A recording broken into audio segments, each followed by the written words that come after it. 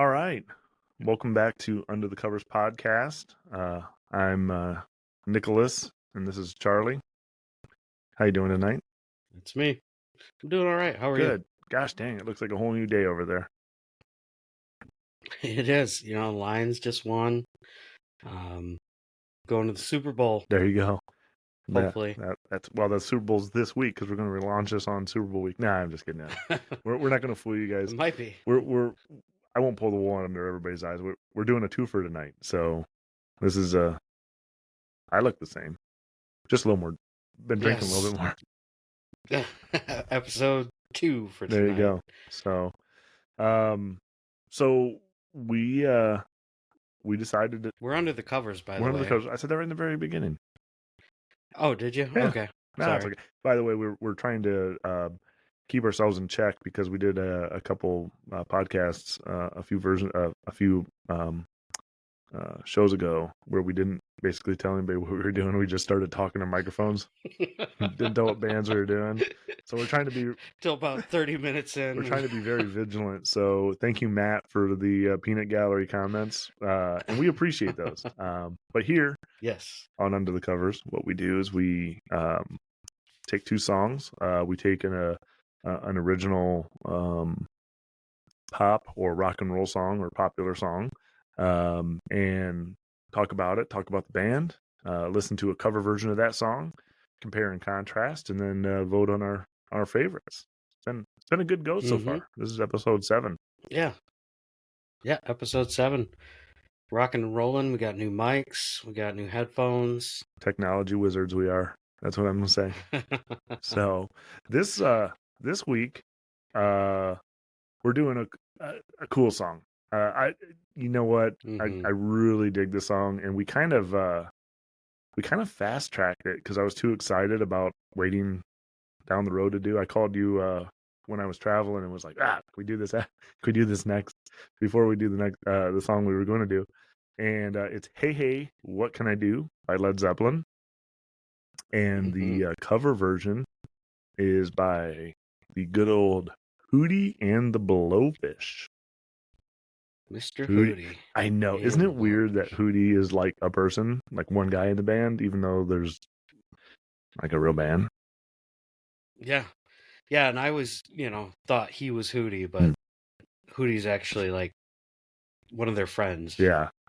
But and he's now like, they were super famous as Hootie, but now Darius Rucker is a star in his own right by himself. I give Hootie the Blowfish and vis-a-vis Darius Rucker the John Mayer syndrome, where I really like something that they do and then I really hate something that they do. So I really didn't like the first song when they did Cracked Rear View, and then this song came out and I was like, all right. And then he became a country guy and I wanted to punch him in the face again, and I'm not sure where and their drummer, I don't like the way the drummer looks. I'm just gonna go ahead and... No, is he the one with the long hair, like Trevor Lawrence? Yeah, he does. That's exactly what it looks like as Trevor Lawrence. Yeah, so I liked Hootie. You kind of have to before like hearing Hootie, the right? song. Yeah, I mean, there's like nothing. Let Her Cry. There's many other songs. There are a lot of songs, but I mean, also, so Led Zeppelin back in the day, actually, when Hootie was a big deal, Led Zeppelin was like my jam. Like I loved Led Zeppelin. I didn't like 80s music, and so my dad always had Led Zeppelin albums out, and actually here's a fun fact: is Led Zeppelin, the word Led Zeppelin was the first ever internet search that I ever typed into the internet. Yeah, I was in 7th or 8th grade in Reese Puffer Library and Media Center with my buddy John, and we looked up all the albums that were that Led Zeppelin made. And at that time, I didn't know that there was an E after the P in Zeppelin, so it was giving us errors. And then finally, a teacher would look at us and was like, "You guys are stupid. This is your favorite band ever. You can't even you don't even know the name." That's crazy that you remember that. Like, I can't remember my first internet search. Yeah, I think shortly thereafter it was probably a Weezer tab or something like that. But no, yeah, that was it. And John and I actually have talked about it since then, and he's a good Nice. buddy of mine. And like I said, we obviously go way back. Sorry. Nice. Um, so yeah, these are it's funny because hey, what can I do? Um, wasn't on an album proper. Is that the right way to say that? Yeah. Yeah, it never made it to an actual album. It was a B-side and then made it to basically like compilations, greatest hits Yeah, kind of thing. and it kind of is stunning that a song like hey, what can I do, which so many people know at this point, that it was sort of like not worthy to be on an album. That's how good Led Mm-hmm. Zeppelin's music and stuff was. Now, this was off of it was recorded around the time of Led Zeppelin 3, around 1970. Mm-hmm. Um, and if you know Led Zeppelin 3, there was a song called Hats Off to Roy Harper, which that song on the album was a little bit of a stinker. They probably could have put Hey, what can I do on there? But so yeah, Yeah. it was. Go Well, ahead. even like the B-side, it was the B-side of the Immigrant Yeah. Song, which I can live without that I'm the song. same way. I have in my notes. I was like, you know what? If there's one song I've always kind of like skipped over, it's that one. And hats off to Roy Mm-hmm. Harper. So, um, you know, one thing I've always thought about that's interesting about the Immigrant Song, is if you listen to it in headphones or even actually listen to it on a stereo, before the first like guitar notes, there's this like pounding, like boom, boom, boom, and then it goes into the riff, you know. And I don't know what that sound is. It's almost like somebody's like tapping on the floor or something like this, and it's just the reverb thing. But I will tell you this: you and I both don't really like the Immigrant Song, but there's 684 million listeners on Spotify that have listened to that song. So you and I must be really wrong here. Yeah, we're in the minority here. We're the immigrants for this one. And actually, I added it up. There's more people have listened to Immigrant Song than the rest of the album combined. So yeah, Wow, like it's not like people, that yeah, which I would not have yeah, guessed that. which maybe people like fire up that album and they're like, nah, that song sucked and didn't listen to the rest of it. But the rest of the album is great. I really love the album. I like it that it gets after Led Zeppelin 2, it's a little more acoustic, it's a little more soft. And yeah, so it's interesting that they didn't put it on the album. Mm-hmm. No, I agree, and to your point, you know, Led Zeppelin is known as a real heavy bluesy band, and yeah, to go from the first two albums just all in your face to then make this album, but again, this one not making the cut, it's kind of Yeah, surprising yeah, it is. because I mean it's especially the way it ends when it's just kind of a Yeah, jam bluesy, but and it just kind of I don't want to say drags on because that makes it sound like it's too long, but the way it just kind of just goes into them just having yeah. fun.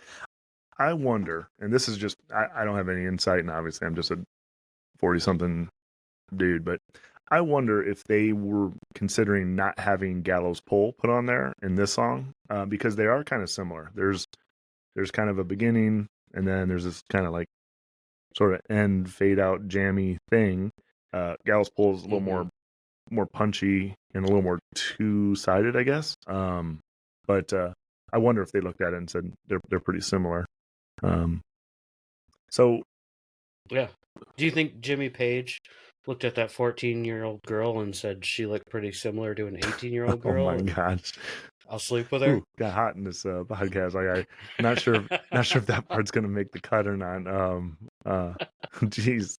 Um, so let's get back. I also heard that. Let's get back to the album, huh?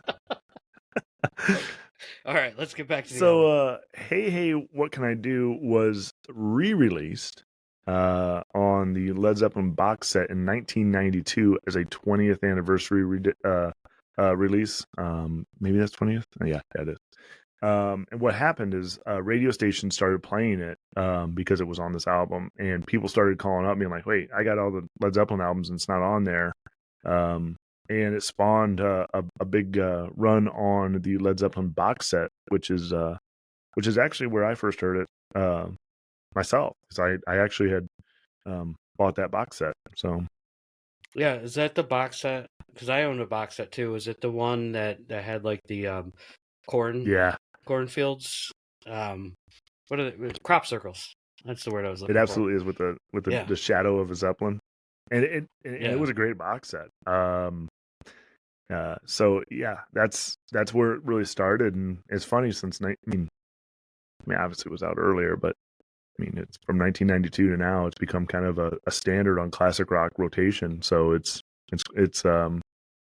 pretty kick ass. The other thing, it was recorded at a place called Headley Grange, which is sort of a live-in studio in the English countryside. A lot of bands would go there. It used to be an orphanage. There was a riot there at some point, but it was a place where the bands could get away from, being in a proper studio situation, and Jimmy Page could probably be as weird as he wanted to be, because it was kind of out in the countryside. From my understanding, it's out in the countryside. I've never been there.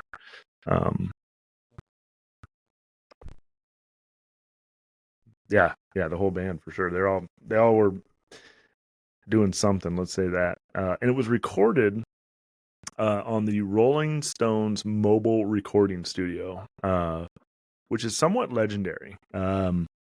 I don't think a lot of people know this, that the Rolling Stones back in the day didn't want to be in a proper studio, and they actually wanted to record at Mick Jagger's house, because they had all their illicit substances and wanted to just do whatever they wanted to do. And so Ian Stewart, who was one of the founding members of the Rolling Stones, said, "Hey, let's put all this recording stuff in a truck and just take it wherever we want." And it worked. Actually, it worked really well. So the Stones recorded "Sticky Fingers," "Exile on Main Street" on this in this truck. Zeppelin did Led Zeppelin 3, 4, and actually most of their catalog. The Who used it. Deep Purple recorded Machine Head, and Frank Zappa used it when they were recording at someplace that was almost burnt down, and it was actually the inspiration for Smoke on the Water. So there's been a lot of sonic, amazing shit going down through the Rolling Stones mobile recording unit. Nice. Nice. I didn't know Yeah. that. Yeah, That's and interesting. they would just roll up with this truck. There's actually some cool photos on it. I think Bill Wyman of the Rolling Stones owns it now, because obviously they don't. Well, not obviously, but they don't use it now. But man, wouldn't that be cool to be like, yeah, all these classic rock albums were on this truck. It looks like a kind of this. It just looks like a delivery truck. You wouldn't think it's very unassuming. But they had the most latest and greatest equipment on it, which was cool. So. Nice. And then Nice. Led Zeppelin 3 had one of the most iconic album covers, I think. It was sort of this pop art thing. It was a white album cover with these bubble letters, Led Zeppelin, Mm-hmm. which doesn't feel right for the era. I don't know. What do you think? No, it does seem odd, and especially with their other album covers, it just doesn't quite fit. But yeah, like, because that's what I remember from that was, I mean, other than like the colors they used in the bubble letters, like, wasn't it kind of like trippy looking, like film melting kind of colory Yeah. looking, or am I imagining it No, no. wrong? And then it had But yeah, just the bubble letters was odd. but the cool thing was, it has these cutouts, and it has a disc that you can like spin the interior of the album cover and see like different photos come through the cutouts. Had to be expensive. As a matter of fact, I Nice. think it actually, a lot of audiophiles don't like it because it has a little grommet to hold the spinny thing in there. So they don't dig having that in their big stack. But No, that could damage some vinyl for sure. yeah. So hey, what can I do? Hell of a song. Oh, did Hell we of a go do song. It sponsor? reminds me of our sponsor. That's what I was gonna Shit. say. That it reminds me of our sponsor Yeah, today. we dove right in. This is, and I feel bad for our sponsor, so we're gonna have to do this plug like 3 times. No, it's okay. It's okay because they didn't say we had to do it at the beginning. So, but we can do our sponsor now that we've introduced the song and everything. So today we are sponsored by Don't Regret It, Forget It. Do you ever feel yourself saying, hey, what can I do? After making questionable decisions? Introducing Don't Regret It, Forget It, the ultimate remedy for those oops moments in life. This product promises to erase regrets faster than you can do the Misty Mountain Hop. Simply take one of our patent-pending pills, and when or if you wake up all dazed and confused, it's like that bad decision never happened. You won't be left feeling like a fool in the rain with our pills. Don't regret it. Forget it, because life's too short to worry about those "what the fuck did I do last night" moments. And I am required to say that these statements have not been evaluated by the FDA. Wow. Love it. Yeah, I'm worried that the Don't Regret It's, Just Forget It's are just straight up roofies, but they're paying us, so I can't judge. There's what the folks that are listening don't know is that there was part of my the Taylor Swift episode that was cut out for being a little too how they say edgy. Now I'm not going to say I'm not. I thought about leaving it in, but at the same time I dig it. I dig it. Well, that seems like a very nice vitamin supplement for people out there wanting to rid their past of certain things. Yeah, regretful memories. The nice thing is, just don't regret it. You'll forget it. Oh my! It's in the name of the pill. You I won't get regret it. I love You'll it. forget it. I love it. Whew. So. Oh, I don't know where. So thank you for sponsoring us today. What's the brand name again? I mean, we've given them an extended here look. What's the brand name again? Don't regret it. Forget it. You know who needs this? That pill actually is the ShamWow guy. Literally. Truly. I mean, look him up. He probably needs the. I think he died, didn't he? Or maybe I'm thinking of another one of those guys. Well, stay tuned, folks. While we're listening to the song, I will look up to see if the ShamWow guy is alive or dead. Put your bets in now, or put right in the comments. Alive or dead? ShamWow. We can make that. By the way, that guy was a hell of a salesman. Are you talking about the guy with the spiky hair and a little yeah? Yeah, I don't think he's dead. I'm thinking of another guy. Oh, are you talking about the other? Anyways, are you talking about the main, the older guy with the black hair? Yeah, I think he had black hair. That's who I was thinking. I think he died. He's dead. Rest in peace. Yeah, and I think he died of a cocaine overdose. I think you're right. ShamWow guy probably should be dead, but he might just be in prison. All right. So, how about that? So Led Zeppelin. Hey, what can I do? Hey, what can I do? Song clocks in at feels like we did an edit there, but we're actually just uncomfortably changing the subject. So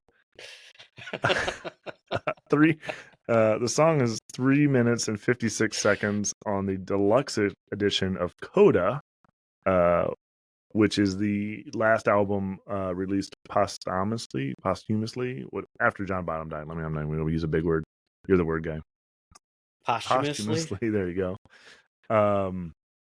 And it's on the deluxe edition of Coda online. It wasn't on the original, but it has 81,128,024 spins, 25 spins after you and I both play it, and it's by far the most on that album. Obviously, people like hey, what can I do, and they've heard a bunch. So Yeah. Should we give it a listen and let everybody else listen Yeah, to it? yeah, let's do it. Okay. So again, we'll just state that we can't play it for you, so you'll hear a little musical interlude while we listen to it, and please listen to it yourselves. We'll put links in uh, the description of the episode, and yeah, YouTube and Spotify links will be in there, and hope you enjoy it. We'll be back soon. Hey, what can I do?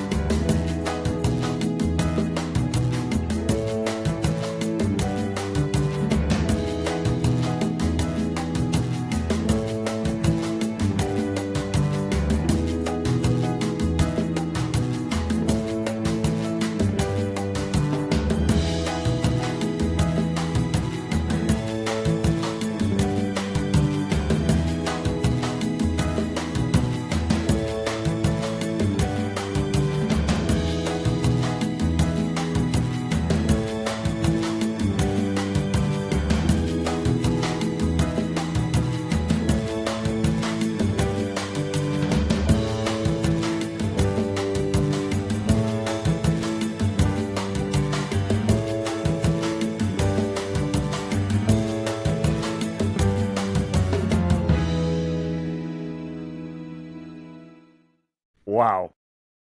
Uh, does Robert Plant kill vocals or what? Oh my gosh, it's hard to imagine like having a voice like that to be able to just Uh, yeah. I yeah. mean, he sings like an angel. Yeah. I mean, it's crazy because it starts out relatively normal and accessible, right? I mean, want to tell you about this girl I love. I mean, it's just talking, right? It's not really singing. And then he hits those high, you know, punches. But then as the song goes, the song doesn't really grow that much as musically. I mean, I'm sure it does, but it's his voice that carries that growth and um gosh dang. Um Man, it's just so much power when he gets into that upper register. Mm-hmm. And most Mm-hmm. singers like they lose power, right? So he gains it, which is amazing. Yeah, yeah. Listening to their whole catalog, like you can just tell man, he Right. has a voice. Right. I wonder how much that his how much power he puts behind his voice, how much that affects him, like now. Well, yeah, I mean, now he's probably up there in his yeah. 70s, but I think he was still had that voice for a long Yeah. time after And Zeppelin. I was watching some YouTube videos on I think it's called the Rick Templeton Vocal Academy, and singers like this can put their voice into distortion, kind of like a guitar goes into distortion. And obviously he did a lot, but to be able to take care of your voice, I mean he did over a 10-year span with Led Zeppelin, and I think if you listen to some of Led Zeppelin's later live stuff, you can tell it was probably taking a toll on him. But Hmm. also, he's been around. He still goes at it. Now he doesn't hit. It's not every song is singing in this high register. He's done a lot of stuff with the lower register now, and um, but man, this one Hmm. here is just carried by his voice. One of the other things I noticed is that um, this the first, and she won't be true.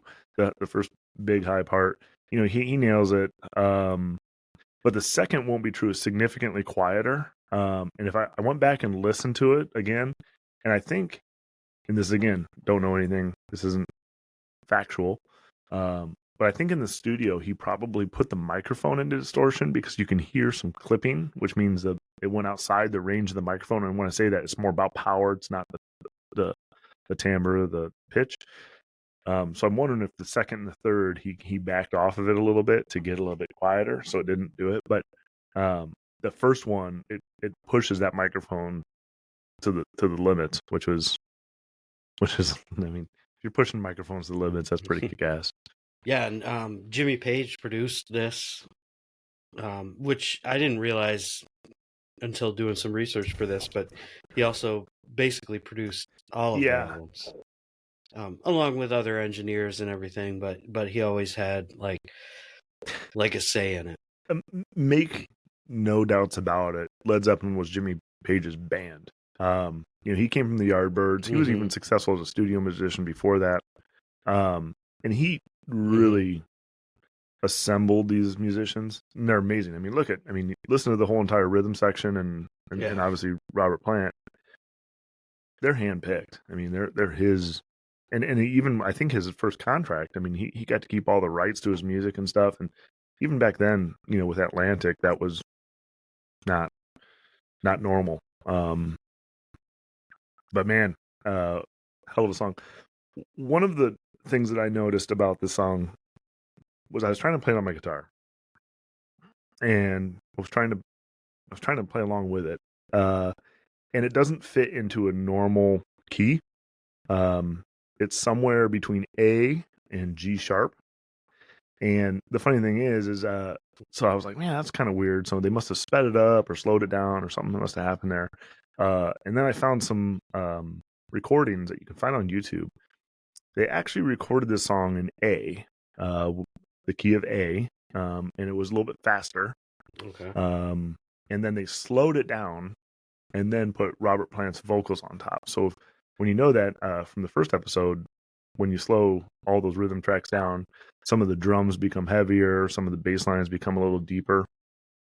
But back then, it wasn't real science to slow it down to a certain thing. So it's somewhere between. It's really close to G sharp.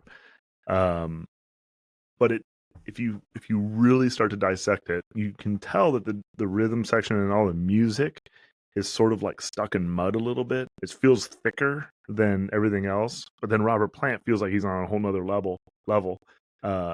And I think that's awesome how they were trying to get that feel there of sort of a backwater sound. It feels like we're in like deep Louisiana. Does that make sense? Yeah. No, so one of my notes here is that this song sounds super full, like, which I guess is another way to put like just real muddy, like it just sounds full of noise the whole time, of sound, of music the whole time. Yeah, and I mean there's a lot of instruments there too. So you got obviously the drums, the bass drum, you got the bass, you got the guitars, but then you also put in things like the keyboards and the mandolin. I mean, a mandolin is very high, obviously, and so it's very, very. Every sonic level has something, which is cool. And again, that's something that they had to have consciously did in the studio. Which, by the way, singing at that song even higher, I'm sure Robert Plant probably had a say in that, saying, "Look, I mean, some of these high notes are even high for him." But when it's all said and done, if you listen to it on YouTube, just the music track, it takes it from like a southern Louisiana swamp vibe, which I feel like this one has, to like more of an Appalachia folk vibe. It's just weird because it adds 30 seconds to the song, so it's significant. It's a significant change. And, all right, so I didn't listen to that one. Well, it's interesting just when you start to realize how different just a little bit of speed, that tone just makes it feel. And then, in the end, I mean, the song, you were talking about how it kind of has this outro that's about a minute, a little over a minute long. But it kind of ends like, well, that was fun. I mean, because it doesn't, I mean, at the very end, like, it's like they all kind of just break down like, well, we're done playing now. Yeah. Yeah, I think it just goes to the mandolin, just playing a few more notes, just, yeah. It's a fun song. Like we talked about earlier, I'm surprised it didn't make an actual album over other songs um, the immigrant song that maybe that should have been the B-side. I don't know, but not according to Spotify listeners. They're king. So, we mentioned earlier the cover version is by Hootie and the Blowfish. You want to get into that? No, let's get into it. Good old Hootie. Points? Let's get into Hootie. Yeah. So Hootie covered this. It was on like a Led Zeppelin Cash tribute grab. album back Cash in 1995. Cash and grab. You know what? Yep. Well, the album was put out by Atlantic Records. And so that's what I'm saying. It's an Atlantic Records cash grab. It's not a Hootie cash grab, even though they were grabbing cash. But no, well, they were grabbing cash from Cracked Rearview. It was right after they they sold, I think, something like 16 million albums within a year or whatever, and so they were right up there with it, and they were with Atlantic. And so it was a smart call from Atlantic to say, hey, let's take some of our top bands and let's have them do Encomium. I always thought it was Enconium. Yeah. Encomium. Yeah, I had a hard time reading that one too. But I recognize the album cover. I think I might have. And it means praise. I had to look up, which is totally appropriate. As a tribute, you're praising. And that's cool. Is that Latin? I just looked up on the internet. I actually looked over here at my screen and was because I thought it might still be up from my research here. But no, it's actually the ShamWow guy there. And yes, folks, fun fact, he's still alive and well. Oh yeah. I saw that text. There's a weird picture in there. I don't know what that lady's That's probably doing, not the best thing to have on his page, but especially when we thought he all killed somebody. But so on Encomium, Sheryl Crow did the song Dear Maker. Dear Maker? Is that how you say that? Is that how you? I always Dire Maker. Dire Maker. Dire Maker. I've never really said it right. I think it's either. Do Your Maker. Like if you're really deep English. Stone Temple Pilots. What? Go ahead. It's like that Bron R. Stomp or whatever. Like that's another weird one. So those are probably all like Lord of the Rings references or something. Stone Temple Pilots did Dancing Days. Duran Duran did Thank You. And the good old Rollins band did Four Sticks. It sounds like Henry Rollins that during that entire song he's trying to get a big old poop out. So pass that one up. The rest of the songs are pretty good. But this version by Hootie, oh my gosh, it's fun. It's great. Yeah. Hootie. Actually, this is appropriate for Hootie because Hootie. Darius Rucker, back in our hometown there of good old Muskegon, Michigan. He, I think he actually did all elements of Hey, What Can I Do? He had a chick. He was drunk. And he probably went to church there shortly thereafter. Yeah, thankful that he didn't Tell get arrested. That story. You got a good insight on this. Oh no, so I only remember bits and pieces of it. But so we played a concert at our Muskegon Summer Celebration, which we've referenced before, and it was a fun show, really good show. Mid-90s. I mean, it was probably 95, 96, who knows, somewhere around there. And he got nice and lit up during the show, kind of like we did in the last couple shows. But what he did that we didn't do is steal a golf cart from the festival people and then crash it into a wall, into like a barrier, like the temporary walls. And I have a buddy, John, who was actually there volunteering and collecting cans or whatever, and he said he was literally there when he crashed into the wall, and they just kind of like got up and just took off like as fast as they could. And I think it was a big scandal here in our small town that a rock and roll star came and got wasted and stole one of the volunteer golf carts. But we know the influence that Mr. Rucker has on the internet, and flexed his power, so to speak, to banish all instances or reporting of this instance off the internet, right?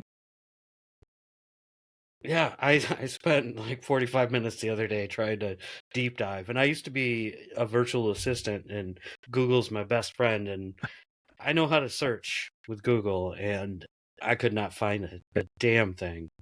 I talked to John. We should have him call in. Maybe we'll add his little Right. firsthand bit to this episode. But yeah, he had himself a good old time here. Man, in '95, he was and we the Blowfish were just huge. And like I said, the Crack Reviewer album just took off. I mean, you couldn't get away from it.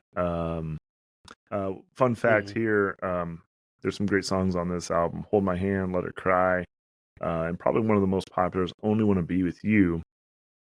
And in this song, he says, "Yeah, I'm tangled up in blue. I only want to be with you." And he mentions put a little Dylan sitting on your fence. And when they recorded that and it was all said and done, they went to Dylan's reps, and said, "Hey, we're mentioning these things," and they're like, "Yeah, no big deal." Well, when this album blew up, Dylan's reps decided to cash in on their own and sued the band, and so Bob Dylan is actually listed as a co-writer of "Only Want to Be with You" because of just these few lines. So, yeah, well, he used lines straight up from one of Dylan's songs, but yeah, to your point, and I read the same thing, that Hootie's management went to Dylan's management, was like, "This cool?" And they're like, "Yep, all good." And then then all of a sudden they sell 16 million albums, and they're like, "Well, I guess it's not cool." You know anymore.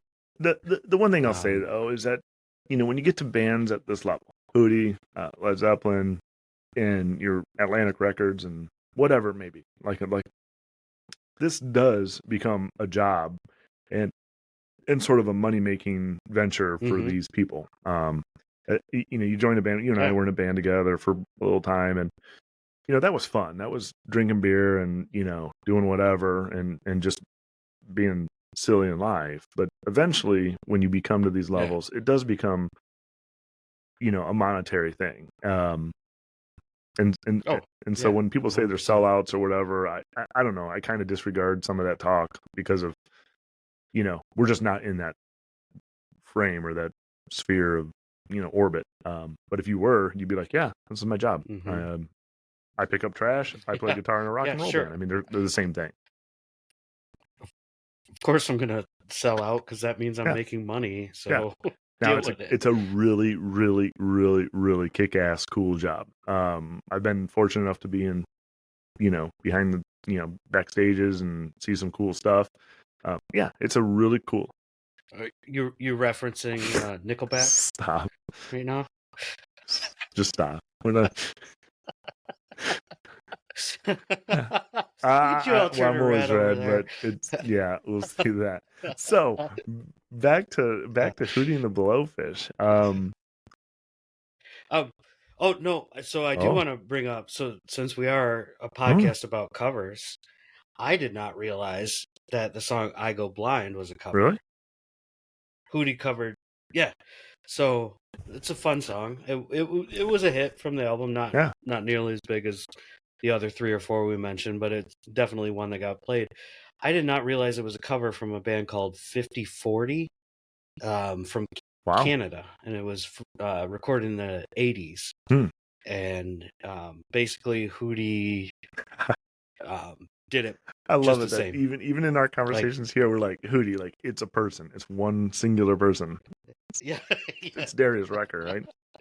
All the Darius Rucker fans out there are going to be pissed at us for just calling him Hootie, but Hootie is more fun to say than Darius Rucker. I'm sure that they eye roll though. I wish I knew this band to be able to like, do you guys like being called Hootie? And they were like, oh fuck, I hate Darius Rucker. Yeah, they're like, we're He the looked like Blowfish, asshole. Fuck Hootie. except the guy in the back with the fucking long But, hair. Looks like Trevor Trevor Lawrence. I didn't know Lawrence's Trevor dad. Lawrence started out in Hootie and the Blowfish. But yeah. So "I Go Blind" was a cover. That was an interesting fact I Oh my didn't gosh, know. that's funny. So going to the back to the song, it's nearly identical runtime, which is a big, as we talked about in the last one. That was my first flag that says, hey, Mm-hmm. this must be done exactly the same. So nearly identical runtime, 11 million listens, so significantly less than Led Zeppelin, which is understandable. But here's an interesting thing. They played the song in G. So when we were talking about Led Zeppelin, they recorded it in A.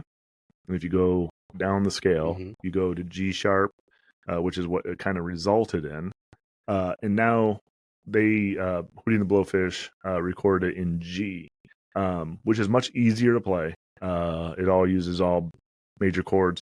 And Mm-hmm. obviously, Darius Rucker's voice is not the same as Robert Plant's in any way, shape, or form. No, He's got obviously the not lot at more all. soul and Still a good doesn't. voice. It's still a good voice. It's great. As a matter of fact, it carries. I think it carries the song too. Mm-hmm. It has a lot more. It has a different Mm-hmm. soul to it. And I think all that soul in those soulful notes, kind of are counterpoint to Robert Plant's power. Like Robert Plant decided, like, belt it out. Where Darius Rucker's like, hey, Oh, go. that's a good point. Yeah, I like that. Yeah, I mean, because he knows he's not Robert Plant, right? So just don't try to be Robert Plant. So and Mm-hmm. yeah. So maybe, do you want to add anything, or do you want to maybe just jump into the song? No, let's give it a listen. Again, links are in the comments or in the out description, Right and on. we'll be back in a few.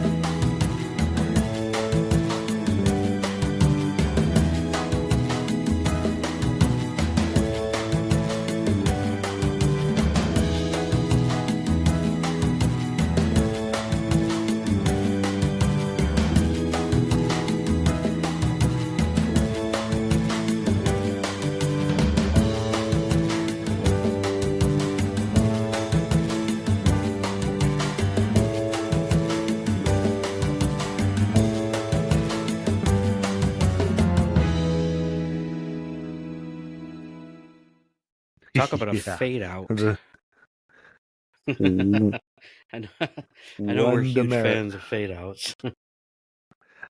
Yeah. I Ah, Man, there's nothing wrong with it, right? At all. I don't think, other than the fade out, the mm-hmm. 8-minute fade out.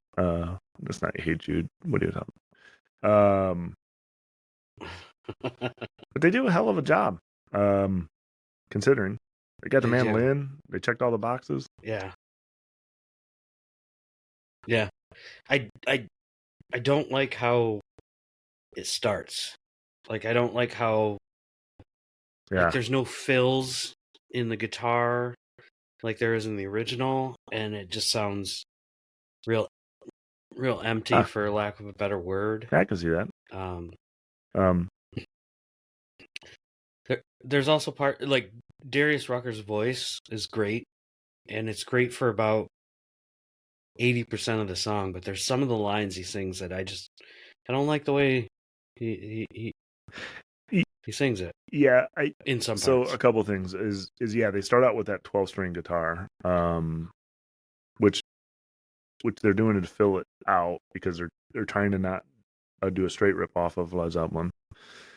So I agree with Mm-hmm. you. It's a different it's a different animal in the beginning. And I did run this through a voice isolation track for Darius Rucker's voice, and you can tell that he is pushing. He's really trying to just put some of that soul in, but sometimes I think Darius Rucker can kind of overdo it. Um, and he's kind of doing this on his back foot. He's kind of behind the beat a little bit. He's trying to be a little just like he's just kind of trying to half casually sing this song versus Robert Plant, which he Okay. he does it both ways. He's like, here's my casual part, and then I'm gonna punch you right in the face with this moment, and that doesn't happen in this song. Mm-hmm. Yeah, no, it doesn't. And it kind of reminds me of the whole Taylor Swift. Hey, Yeah, this song actually has "Hey" in the title, and Darius Rucker definitely, Hootie definitely doesn't just yeah, hey. they definitely don't. Hey, so yeah, I mean, but it, like I said, it's a serviceable song. I think they achieved everything they should have done, Mm-hmm. which is extend their you know run because they had a hugely successful album. They put it on a cover album, and then I think there was another album that came after this that was their own Fairweather or something or another, and that was a pretty big one too. So yeah, I mean for what they did, I mean Yeah, it's a good song to listen to.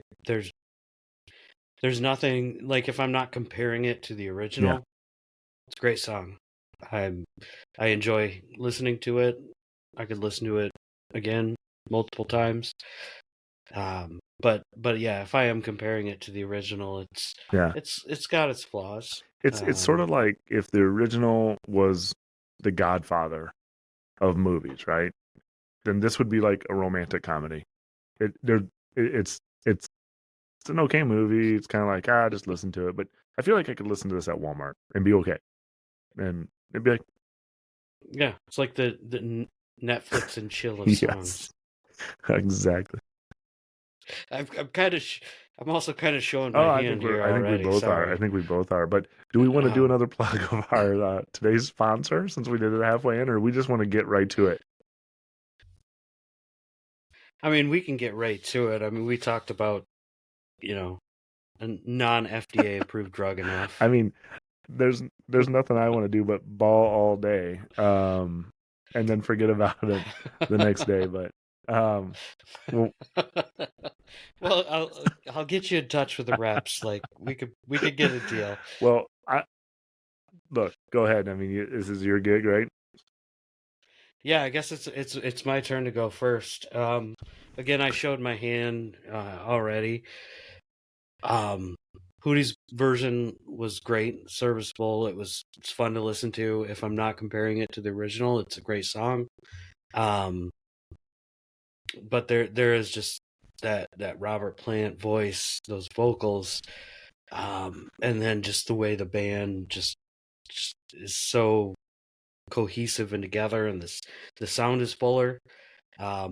Yeah, I picked Led Zeppelin's version Yeah. for the win here. I'm with you too. I'm not even going to belabor it. I typically go band by band, but Led Zeppelin is one of the greatest rock and roll bands of all time, and their musicianship was Hmm. so multifaceted. I mean, Jimmy Page um, came from country music and understands how to construct a song.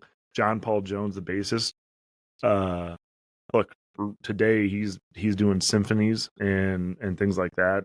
Robert Plant, one of the greatest vocalists of all time, if not the, and John Bonham. People recognize Hmm. him for the heavy and accurate things that he can do, but he knew how to play to a song as well, and this is Hmm. it. And then you add in the production, and it's just um, it's hard to believe that even Led Zeppelin's Junk uh, is a classic, right? I mean, so Yeah, yeah, Led Zeppelin straight up. But I'm glad we yeah. bring up these types of songs, even though this one was for us and our opinions as a landslide winner. Look, I don't think people remembered this at that party tonight or a party tonight, um, and I said this is one of the songs that we were doing, and somebody was like, Hootie and the Blowfish does that song. I mean, people have long forgotten about encomium, or and even at times Hootie and the Blowfish until you hear their name. I mean, and so it's cool that we do these types of songs, so people can listen to them and you know, fill 3 minutes and 56 seconds of their day. I think it's worthwhile. Yeah, I agree with you. Hootie's a band that doesn't come up in my mind a lot, and when we decided to do this song, I listened to the whole album, Crack Rear View, and it's a fun album to listen to. It brings back memories. It has a little nostalgic feeling for me. Growing up in the mid '90s, and Yeah, it holds up. So yeah, I like what we're doing here. Even with the last episode, when I was editing it, and you were talking about Taylor Swift and how you're I hate Taylor Swift. You even kind of I did. changed your tune on that. I'm not saying you listen to Taylor Swift now, but we're even introducing each other to new music. So hopefully our listeners out there get something out of And this as again, well. thank you to all of our listeners and friends and family that are listening to these things and giving us feedback. We want to continue to evolve and get better, and we've got lofty goals this year to do a bunch more songs, and we like the positives and negatives, and it's only going to make us better, and but it's also been fun. So thanks, Charlie. Yeah. For pulling these things together, and Yeah, thank you, Nick. and if you guys have a different opinion, let us know in our comments. Let us know which one you like better, or if there's anything we missed. And you know what? If you really want to have a good time, go ahead and subscribe to the ShamWow guys Instagram, because that looks scary as shit. So we'll see where that goes. He's gonna have subscribe to our channels first. Yeah, he's gonna have a rash of new subscribers because we got so many right now. Our goal is to get to 263 subscribers at this point. So we have our own motivations. So please like and subscribe, share, and we appreciate it. We'll talk to you next time. There you go. Yeah, we'll be back soon. All right. Love Over you. and out. Bye.